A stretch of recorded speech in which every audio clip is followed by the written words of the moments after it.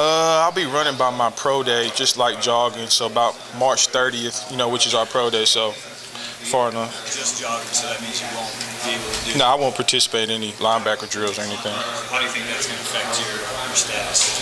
Hopefully not too bad. I mean, I told teams about it. Everyone knows about it, so hopefully not too bad. What do you think of what you put on film? Do you think that's enough to get you out high? I just think that's just part of it. I think these interviews are very important. Coaches and owners and stuff, just getting to know the type of person you are. So I think that plays a big part too.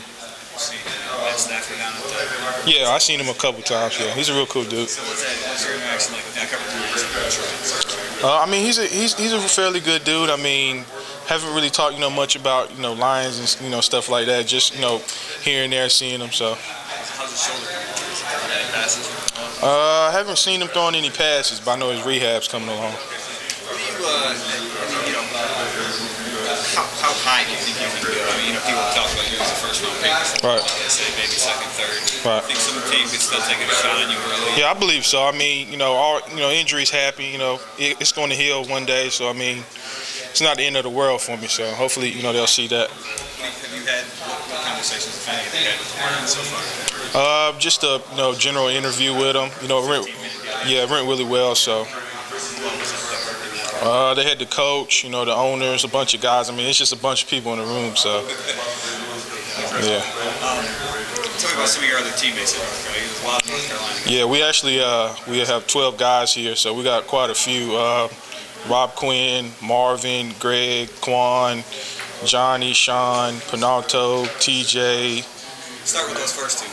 Quinn, what sets him apart from some of the other? Rob Quinn, he's just a freakish athlete. He's able to bend the edge, and get upfield and, get to the quarterback. So I think that separates him from, most defensive ends.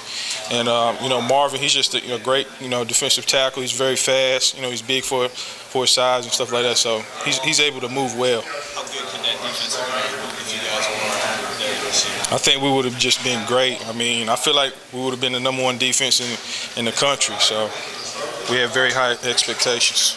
How good would the team have been if all those guys would have played every year? The team would have been great. I felt like, in order to have a great team, you got to have a great defense, and that just makes your offense better, keeping them on the field longer. So I think we would have been, a pretty good team. How disappointing is it that you couldn't replace?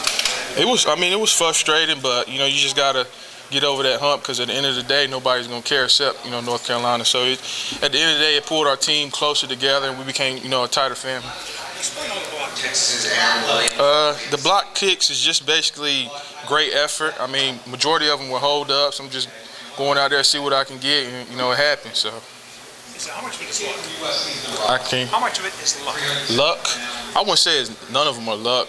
Just going and giving great effort and just having a knack for getting off the ball. So. Some guys never get any. It seems like a small handful of guys get them all. Right. I mean. Guys get them all. Yeah, I mean, like you said before, luck is something that just happens once or twice. I was fortunate enough to get, 7, somewhere around that range. So.